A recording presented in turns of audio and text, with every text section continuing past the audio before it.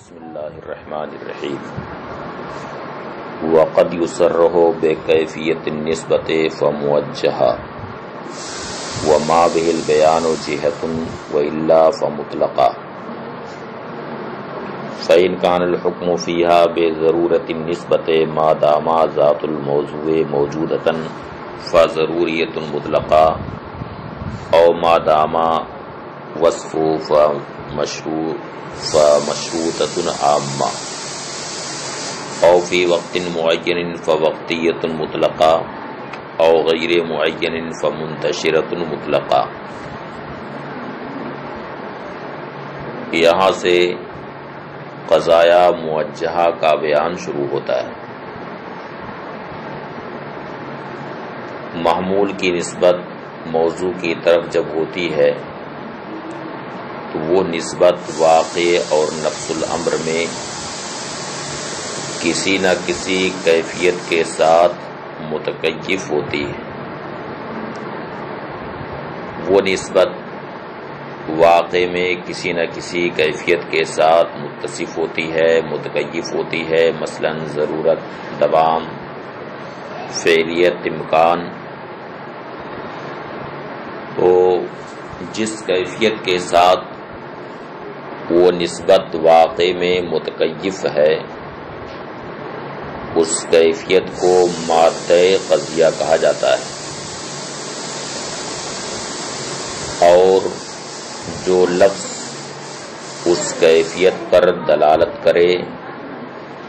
اسے جہت قضیہ کہا جاتا ہے۔ تو کبھی ایسا ہوتا ہے کہ قضیہ میں نسبت جس کیفیت کے ساتھ نفس الامر میں متکیف ہے اس کیفیت کو صراحتاً ذکر کر دیا جاتا ہے، اور کبھی وہ کیفیت صراحتاً قضیہ میں مذکور نہیں ہوتی۔ اگر وہ کیفیت قضیہ میں صراحتاً مذکور ہو تو اس قضیہ کو موجہہ کہا جاتا ہے، اور اگر صراحتاً وہ مذکور نہ ہو تو اسے قضیہ مطلقہ کہا جاتا ہے۔ مصنف کہتے ہیں وقد یصرح بکیفیت النسبۃ فموجہہ، اور کبھی نسبت کی کیفیت کو صراحتاً ذکر کیا جاتا ہے، یعنی وہ نسبت نفس الامر میں جس کیفیت سے متکیف ہے اس کیفیت کو صراحتاً کبھی کبھار قضیہ میں ذکر کر دیا جاتا ہے۔ فموجہہ، تو اس قضیہ کو موجہہ کہا جاتا ہے۔ وما بہ البیان جہہ، اور جس لفظ کے ذریعہ اس کیفیت کا بیان ہوتا ہے اسے جہت کہا جاتا ہے۔ وَإِلَّا فَمُطْلَقَةٌ،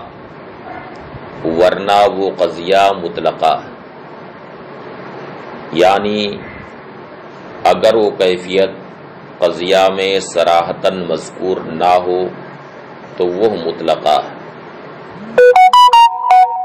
فَإِن كَانَ الْحُكْمُ فِيهَا بِضَرُورَةِ النِّسْبَةِ مَا دَامَ ذَاتُ الْمَوْضُوعِ مَوْجُودَةً، اگر قضیہ میں نسبت کے ضروری ہونے کا حکم ہو جب تک کہ ذات موضوع موجود ہو تو وہ قضیہ ضروریہ مطلقہ ہے۔ او ما دام وصفاً، یا نسبت کے ضروری ہونے کا حکم اس وقت لگایا گیا ہو جبکہ ذات موضوع وصف موضوع سے متصف ہے، یعنی جب تک وصف موضوع ذات موضوع کے ساتھ قائم ہے محض اسی وقت تک نسبت کے ضروری ہونے کا حکم لگایا گیا ہو تو اس قضیہ کو مشروطہ عامہ کہا جاتا ہے۔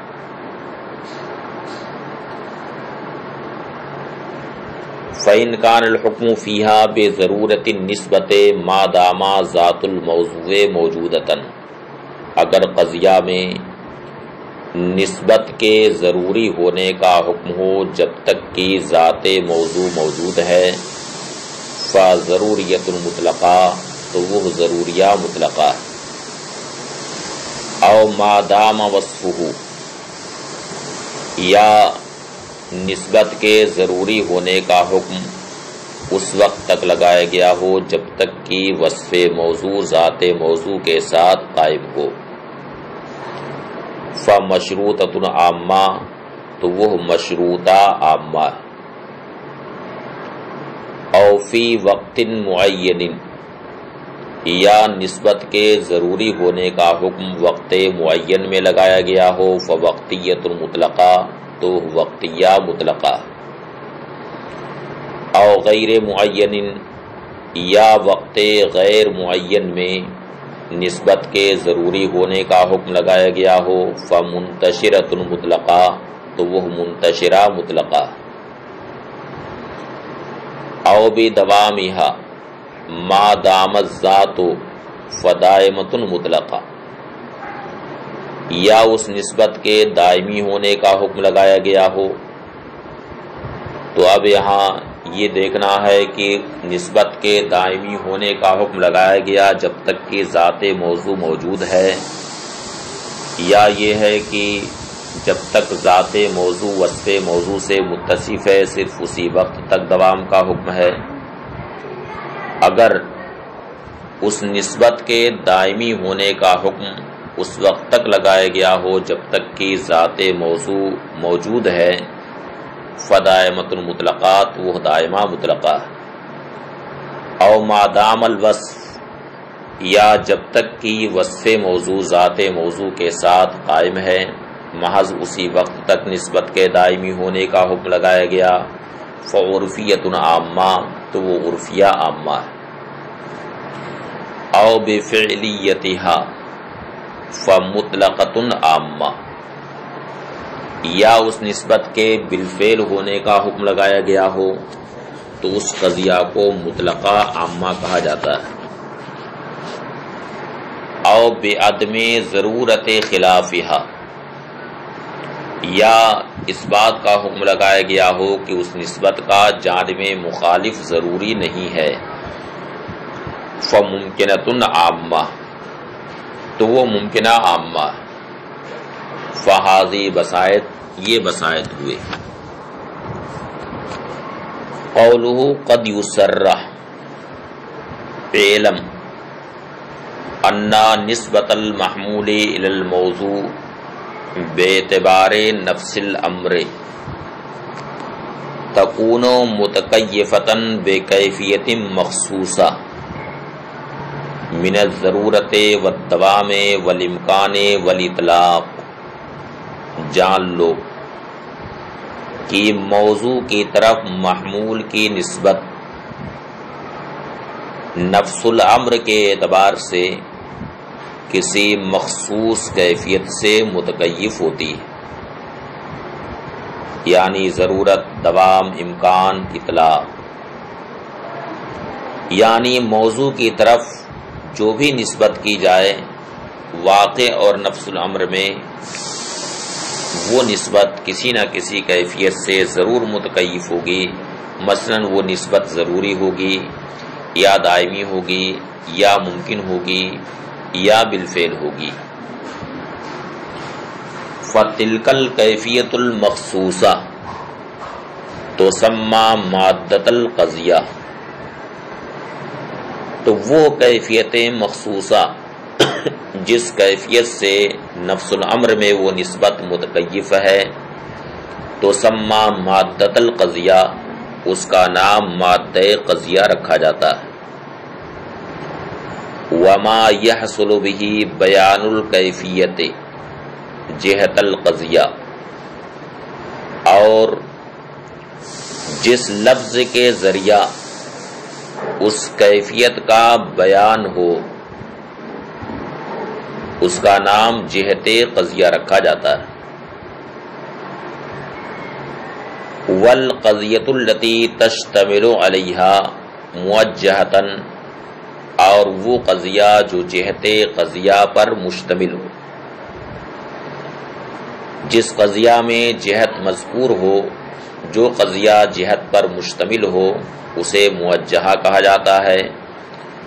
واللتی لا تشتمل علیہا مطلقہ، اور جو قضیہ اس پر مشتمل نہ ہو اسے مطلقہ کہا جاتا ہے۔ فَإِن طَابَقَتِ الْجِهَةُ الْمَادَّةَ فَالْقَضِيَّةُ صَادِقَةً، اب اگر جہت قضیہ مادے قضیہ کے مطابق ہو، یعنی واقع اور نفس الامر میں وہ نسبت جس کیفیت سے متکیف ہے، اس کیفیت پر دلالت کرنے کے لیے وہی لفظ لایا جائے جس لفظ کی وضع اس کیفیت کے لیے ہوئی ہے، تو اس صورت میں جہت قضیہ مادے قضیہ کے مطابق ہوگا۔ فالقضیۃ صادقۃ، تو قضیہ صادقہ ہے۔ جیسے اللہ عالم الغیب والشہادہ بالضرورہ، اللہ تعالی ضروری طور پر عالم الغیب والشہادہ ہے، تو یہاں پر یہ نسبت واقع اور نفس الامر میں کیفیت ضرورت سے متکیف ہے، اور اس کیفیت پر دلالت کرنے کے لیے وہی لفظ لایا گیا جو لفظ معنی ضرورت کے لیے وضع کیا گیا، تو یہاں پر جہت قضیہ مادے قضیہ کے مطابق ہے، اس لیے یہ قضیہ صادقہ ہے۔ وَإِن لَّمْ تُطَابِقْ، اور اگر جہت قضیہ مادے قضیہ کے مطابق نہ ہو، فَهِيَ كَاذِبَةٌ، تو وہ قضیہ کاذبہ۔ جیسے الجن یعلم الغیب بالضرورہ، جیسے کوئی کہے کہ جن ضروری طور پر غیب جانتے ہیں، تو یہاں پر لفظ بالضرورہ اس قضیہ میں ذکر کیا گیا ہے، یعنی جہت قضیہ کے طور پر ضرورت کا لفظ آیا ہے، جبکہ واقع اور نفس الامر میں یہ نسبت کیفیت ضرورت سے متکیف نہیں ہے، کیونکہ جنوں کو نفس الامر میں غیب کا علم نہیں ہوتا ہے۔ قرآن کریم میں ارشاد ہوا فَلَمَّا خَرَّ تَبَيَّنَتِ الْجِنُّ أَن لَّوْ كَانُوا يَعْلَمُونَ الْغَيْبَ مَا لَبِثُوا فِي الْعَذَابِ الْمُهِينِ، یعنی جب سلیمان زمین پر آئے اس وقت جنوں کو یہ معلوم ہوا، جنوں پر یہ بات ظاہر ہوئی کہ اگر وہ غیب جانتے، یعنی جن اگر غیب جانتے تو عذاب میں مبتلا نہ ہوتے۔ تو اس آیت کریمہ سے یہ معلوم ہوا کہ جنوں کو واقع اور نفس الامر میں غیب کا علم نہیں ہوتا ہے۔ اب یہاں پر جو جہت قضیہ میں مذکور ہے یہ جہت مادے قضیہ کے مطابق نہیں ہے، اس وجہ سے یہ قضیہ کاذبہ ہے۔ الجن یعلم الغیب بالضرورہ، یہ قضیہ کاذبہ ہے۔ ثم القضایا الموجہہ التی یبحث عنہا وعن احکامہا 15، پھر وہ قضایا موجہہ جن سے منطق میں بحث ہوتی اور جن کے احکام سے منطق میں بحث ہوتی، وہ 15 ہیں۔ یعنی یوں تو قضایا موجہہ بہت ہیں، مگر جن قضایا موجہہ سے منطق میں بحث ہوتی ہے، جن کے احکام سے بحث ہوتی ہے، وہ 15 ہیں۔ ان میں 8 بسائط ہیں اور 7 مرکبات۔ موجہہ بسیطہ کا مطلب یہ ہے کہ جس کی حقیقت صرف ایجاب ہو یا صرف سلب ہو، اور مرکبہ کا معنی یہ ہے کہ جس کی حقیقت ایجاب اور سلب دونوں سے مرکب ہو۔ شرط یہ ہے کہ جزو ثانی مستقل عبارت میں مذکور نہ ہو بلکہ لا ضرورت یا لا دوام کے ذریعہ اس کی طرف اشارہ کیا گیا۔ ثمانیۃ منہا بسائط، ان میں 8 بسائط، وہی التی معناہا ایجاب فقط او سلب فقط، یہ وہ قضایا ہیں جن کا معنی صرف ایجاب ہو یا صرف سلب ہو۔ وسبعۃ منہا مرکبات، اور ان میں 7 مرکبات،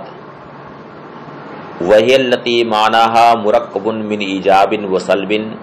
بشرط اللہ یکون الجزء الثانی مذکورا بعبارت مستقلہ۔ مرکبہ اس قضیہ کو کہتے ہیں جس کا معنی ایجاب اور سلب دونوں سے مرکب ہو، اس شرط کے ساتھ کہ جزو ثانی کسی مستقل عبارت میں مذکور نہ ہو بلکہ اس کی طرف لا ضرورت اور لا دوام کے ذریعہ اشارہ کیا جائے۔ والمصنف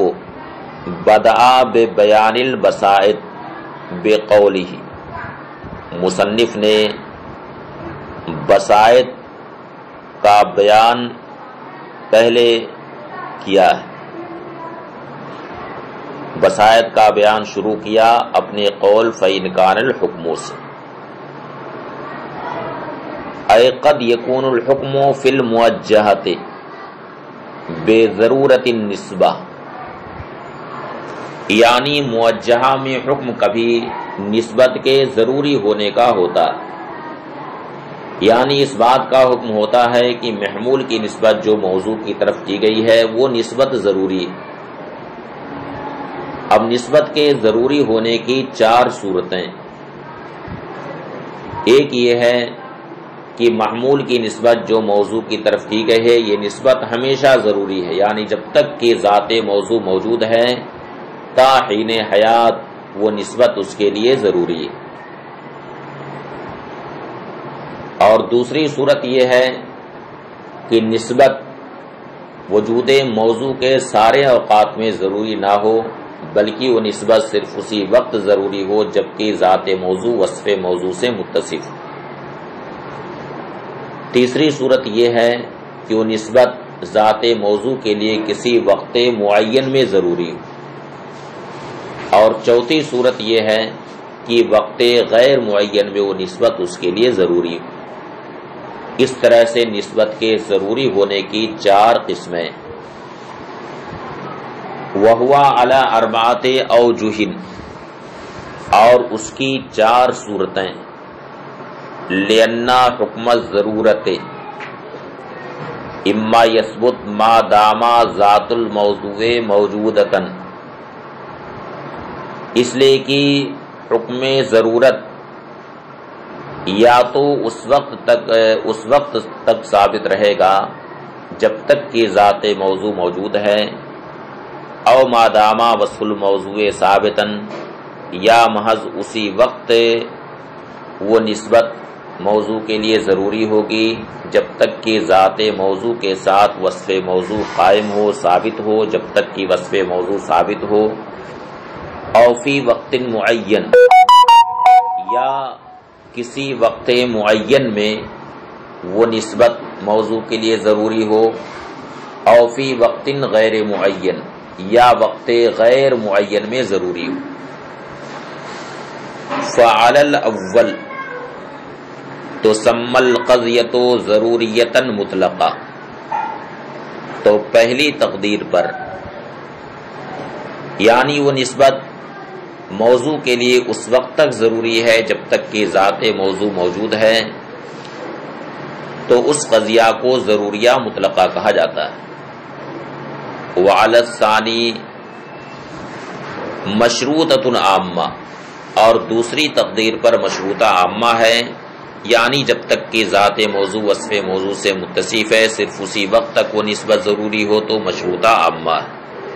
وعلی الثالث، اور تیسری تقدیر پر یعنی جب کہ وقت معین میں وہ نسبت ضروری ہو تو اسے وقتیہ مطلقہ کہا جاتا ہے۔ وعلی الرابع منتشرہ مطلقہ، اور چوتھی تقدیر پر یعنی وقت غیر معین میں وہ نسبت ضروری ہو تو اسے منتشرہ مطلقہ کہا جاتا ہے، کما بین المصنف، جیسا کہ مصنف نے بیان کیا۔ قولہ فضروریۃ مطلقہ ہی التی حکم فیہا بضرورت نسبت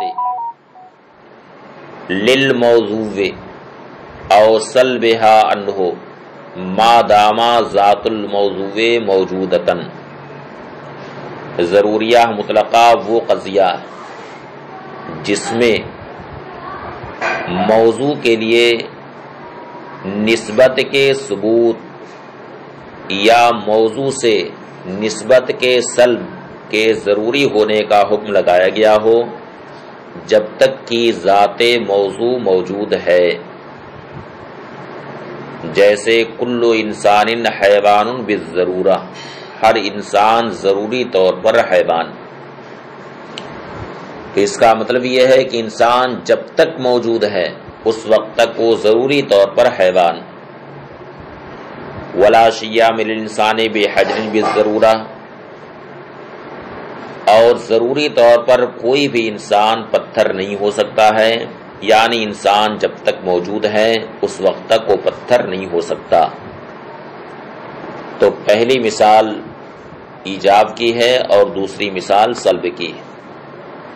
فقد حکم فی المثال الاول ان ثبوت الحیوانیت للانسان ضروری ما دام ذات الانسان موجودتاً۔ تو پہلی مثال میں اس بات کا حکم لگایا گیا کہ انسان کے لیے حیوانیت کا ثبوت ضروری ہے جب تک کہ ذات انسان موجود ہے۔ وفی الثانی ان سلب الحجریت عنہ ضروری ما دام ذاتہ موجودتاً، اور دوسری مثال میں اس بات کا حکم لگایا گیا ہے کہ انسان سے حجریت کا سلب ضروری ہے جب تک کہ اس کی ذات موجود ہے۔ وَإِنَّمَا سُمِّيَتْ ضروریہ، اس کا نام ضروریہ اس لیے رکھا گیا لِأَنَّهَا تَشْتَمِلُ عَلَى الضرورہ، اس لیے کہ وہ ضرورت پر مشتمل ہے۔ وَمُطْلَقَةٌ، اور مطلقہ نام اس لیے رکھا گیا لِأَنَّ الْحُكْمَ لَا يَتَقَيَّدُ فِيهَا بِوَصْفٍ أَوْ وَقْتٍ، اس لیے کہ اس قضیہ میں حکم کسی وصف یا کسی وقت سے مقید نہیں ہے۔ قولہ او ما دام وصفہ، شارح کہتے ہیں عطف علی قولہ ما دام ذات الموضوع، اس کا عطف ہے مصنف کے قول ما دام ذات الموضوع پر، یعنی جب تک کہ وصف موضوع قائم ہے محض اسی وقت تک اس نسبت کے ضروری ہونے کا حکم لگایا گیا ہو تو وہ ہے مشروطہ عامہ۔ قولہ فمشروطۃ عامہ ہی التی حکم فیہا بضرورت النسبت ما دام وصف الموضوع موجودا۔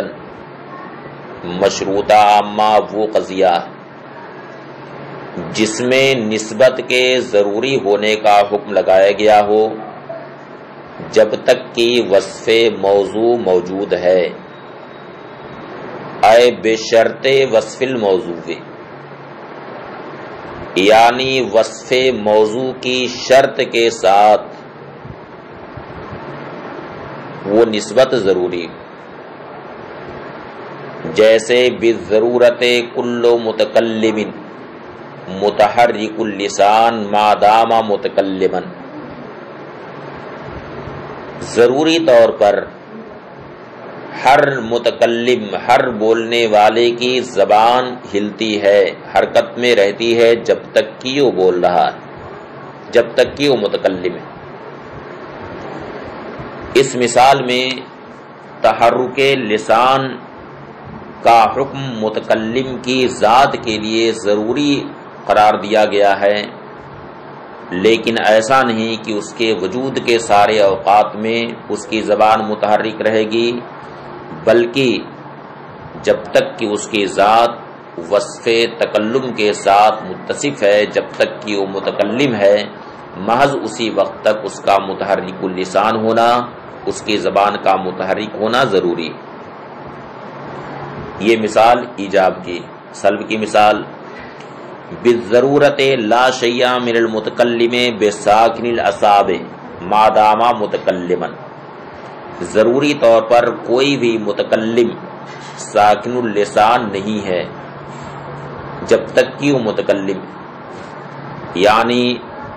متکلم کی ذات جب تک کہ وصف تکلم کے ساتھ متصف ہے اس وقت تک اس کی زبان ساکن نہیں رہتی۔ یہ حکم ضروری ہے، مگر اسی وقت تک جب تک کہ ذات موضوع وصف عنوانی کے ساتھ متصف ہے، وصف موضوع کے ساتھ متصف ہے۔ فقد حکم فی المثال الاول ان ثبوت تحرک اللسان للمتکلم ضروری بشرط الوصف والتکلم۔ تو پہلی مثال میں اس بات کا حکم لگایا گیا کہ متکلم کے لیے تحرک لسان کا ثبوت ضروری ہے بشرط الوصف، وصف کی شرط کے ساتھ، یعنی وصف تکلم کی شرط کے ساتھ۔ وفی الثانی ان سلب السکون عنہ ضروری بشرط الوصف، اور دوسری مثال میں اس بات کا حکم لگایا گیا کہ متکلم سے سکون کا سلب یعنی ساکن اللسان ہونے کا سلب ضروری ہے بشرط الوصف، وصف کی شرط کے ساتھ، یعنی وصف تکلم کی شرط کے ساتھ۔ وَإِنَّمَا سُمِّيَتْ مَشْرُوطَةً لِاشْتِمَالِهَا عَلَى شَرْطِ الْوَصْف، اس قضیہ کا نام مشروطہ اس وجہ سے رکھا گیا کہ یہ قضیہ وصف موضوع کی شرط پر مشتمل، وصف موضوع کی شرط پر مشتمل ہونے کی وجہ سے اس کا نام مشروطہ رکھ دیا گیا، اور عامہ اس وجہ سے نام رکھا گیا کہ یہ مشروطہ خاصہ سے عام۔ مشروطہ خاصہ مرکبات میں سے ہے، اور مرکبات کا بیان بسائط کے بعد ہی انشاءاللہ آئے گا۔ وہ عامہ لکونہا عامہ من المشروطۃ الخاصہ، اور عامہ نام اس وجہ سے رکھا گیا کہ یہ اس مشروطہ خاصہ سے عام ہے، التی ستعرفها فی المرکبات، جس کو آپ مرکبات میں جانیں گے۔ وعلم ان ذات الموضوع عبارت اما صدق علیہ الموضوع من الافراد۔ اب یہاں سے ذات موضوع اور وصف موضوع کی تعریف کرتے ہیں۔ جان لو کہ ذات موضوع عبارت ہے اس بات سے کہ جس پر موضوع صادق آئے، یعنی موضوع کے جو افراد اور مصادیق ہیں ان کو ذات موضوع کہا جاتا ہے۔ جان لو کہ ذات موضوع عبارت ہے اس سے جس پر موضوع صادق ہے، یعنی افراد سے عبارت ہے۔ اور وہ وصف الموضوع عبارت عن مفہوم الموضوع، اور وصف موضوع مفہوم موضوع سے عبارت ہے، یعنی وصف موضوع کا مطلب موضوع کا مفہوم۔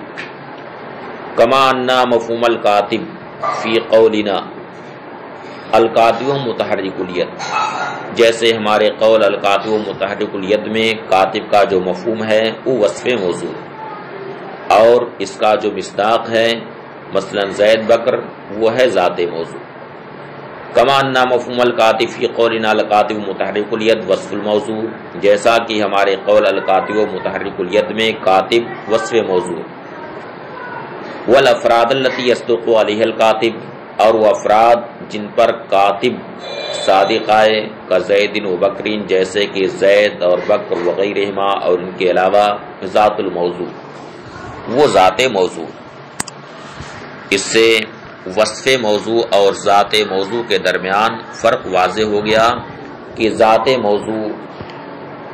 یہ موضوع کے مصداق کو کہتے ہیں، یعنی موضوع کا وہ فرد